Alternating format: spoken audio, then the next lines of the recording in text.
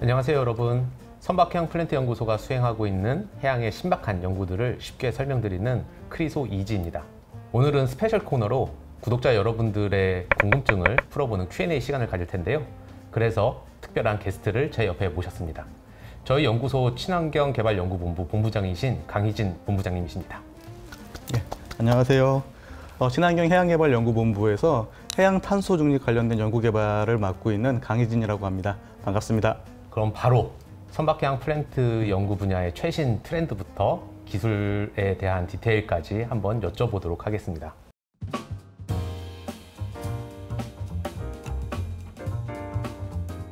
먼저 첫 번째 질문인데요. 요즘 선박 산업의 주요 트렌드 먼저 한번 설명해 주실 수 있을까요? 네, 아마 다른 산업도 마찬가지일 텐데요.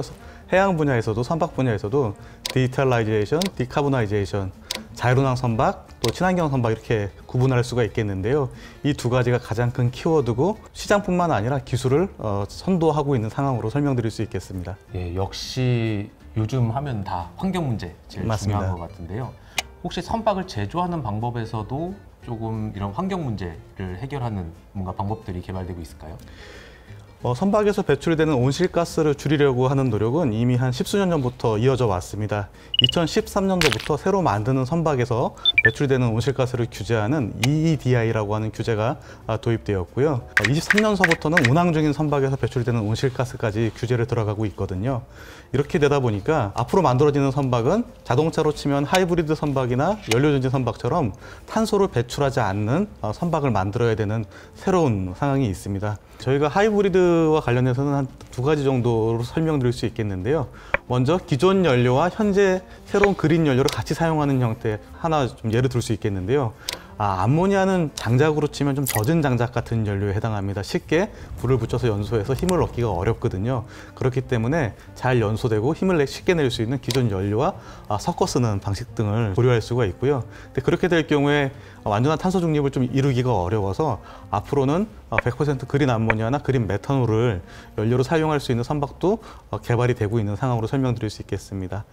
다음으로는 저희가 친환경 선박법이라고 하는 법이 2020년도에 제정이 되었는데 그 법상에서 하이브리드 선박은 기존의 내연기관과 배터리 연료전지를 사용하는 전동기, 그러한 기술들도 하이브리드의 범주 안에서 같이 논의가 되고 개발이 되고 있습니다. 그 다음 질문으로 그 선박의 안전을 위한 최신 기술에 대해서도 궁금했습니다. 안전 관련돼서는 최근에 어떤 기술들이 개발되고 있습니까? 저희가 선박하면 기름 유출 사고라든가 아니면은 많은 인명이 사상되는 해상 사고에 대한 걱정 때문에 좀 두려움을 가지고 계신 분들이 많은 줄 알고 있습니다. 기본적으로 선박의 안전성을 확보하기 위한 가장 좋은 방법은 안전과 관련된 법과 규정, 절차와 제도를 준수하는 겁니다. 사실 국제적으로 솔라스라고 하는 선박과 관련된 인명안전 협약이 있거든요. 솔라스가 타이타닉호 침몰 이후에 사고 원인을 분석하고 그걸 개선하기 위한 목적으로 처음 시작되었어요. 그래서 친환경 선박이 등장하더라도 기존에 오랜 시간 많은 사고 경험을 통해서 보완되어 온 안전 규정을 잘 준수하게 되면 안전한 운항이 가능할 거라고 보고 있습니다. 다만 그린 암모니아나 그린 메탄올처럼 인체에 독성이 있거나 유해할 수 있는 연료를 대량으로 해상으로 운송하거나 사용할 때 발생할 수 있는 새로운 사고 위험에 대해서는 우리나라뿐만 아니라 전 세계 전문가들이 국제해사기구라는 국제기구에 모여서 함께 논의하고 안전하게 활용할 수 있는 방법을 찾아서 규정화하고 또 규제화하고 있는 상황입니다. 또 다른 질문 중에 그러니까 저희가 예전에 자율운항 선박의 그 중요성에 대해서도 한번 그 소개를 한 적이 있었는데요.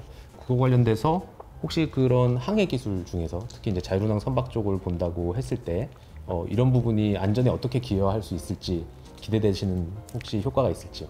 자율운항 자동차 같은 경우에도 완벽한 자율운항화가 돼서 모든 자동차가 자율운항을 할 경우에 인적으로 휴먼 에러에 의한 사고 위험을 오히려 낮춰서 전반적인 교통 안전이 향상될 거라는 기대가 있기도 합니다.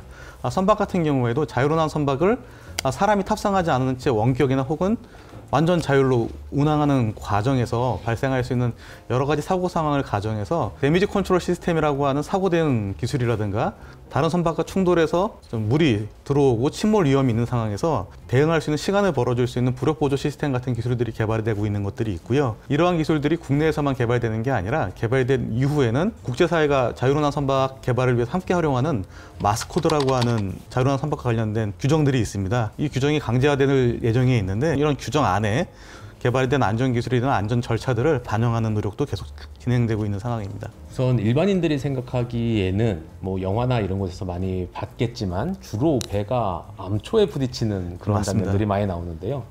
요즘 기술로 봤을 때 고전적인 그런 위험 요소는 요즘은 어느 정도 있다라고 보시나요? 일반 상선 같은 경우에는 자동차가 도로로 이동을 하듯이 정해진 항로로 운항을 하기 때문에 또 그리고 항로와 관련돼서는 은탄기를 이용해서 해저 지형을 다 측정을 해서 지도를 갖고 있기 때문에 좌초 사고가 날 확률이 거의 없다고 보셔도 괜찮습니다. 다만 어떤 태풍이 온다거나 인적 오류에 의해서 정해진 항로를 벗어나는 경우 혹은 어선이나 군함처럼 정해진 항로가 아니라 필요에 따라서 다양한 경로를 가지고 이동하는 선박 같은 경우에는 언제든지 좌초나 충돌 사고가 발생할 수 있는 위험은 있어서 다양한 기술적 조치를 강구하고 있고 또 관련된 규정도 반영을 해서 사전에 사고를 예방하기 위한 많은 노력, 또 사고가 발생하면 피해를 최소화하기 위한 노력들을 기울이고 있습니다. 바다에서 벌어지는 그런 위험한 환경이라고 하면 이제 날씨, 맞습니다. 기상 영향이 네. 굉장히 클 것 같은데요. 혹시 그러한 것에는 어떻게 대비를 하게 될까요? 아마 말씀 주신 부분이 친환경 선박뿐만 아니라 자연환 선박 개발에도 굉장히 중요한 부분인데요. 최근에는 센서 퓨전이라고 해서 레이더도 이용하고 그 가시 광학 카메라도 같이 이용을 하고 하는 형태로 여러 가지 센서에서 들어온 정보를 종합해서 안개가 심하고 기상 상황이 안 좋은 상황에서도 안전한 항해를 하기 위한 데이터를 수집하고 활용하기 위한 노력들이 많이 진행되고 있고요. 예전에는 사고가 발생해서 많은 인명과 환경, 재산상의 손실을 입은 다음에 안전과 관련된 규정을 개정하고 기술을 개발했다고 하면 지금 위험도 평가라는 기법을 활용해서 아직 나오지 않은 선박에 대해서도 사전에 안전성을 평가하고 안전성을 향상하기 위한 조치들을 강구해서 선제적으로 반영을 하고 있습니다. 그래서 안전한 바다 활용이 가능하다는 말씀을 꼭 드리고 싶습니다. 그런데 뭐 과거의 위험보다도 또 최근에는 아마 뉴스에도 많이 났지만 자동차 화재, 배터리 맞습니다. 화재 이런 문제 때문에 그 크긴 이슈들이 있었는데 아까 말씀하신 그런 하이브리드 연료라든가 아니면 하이브리드 추진 방식에는 분명히 배터리가 들어갈 것 맞습니다. 같거든요. 선박은 이런 위험이 없을까요? 당연히 있습니다. 우리가 전기 자동차에 들어가는 배터리 용량을 70kWh 정도 생각을 한다고 하면 선박해양 플랜트 연구소에서 최근 개발한 전기 추진 차도선은 1.6MWh 정도의 큰 대용량 배터리가 들어가거든요. 화재가 나고 폭발이 발생한다고 하면 정말 위험하겠죠.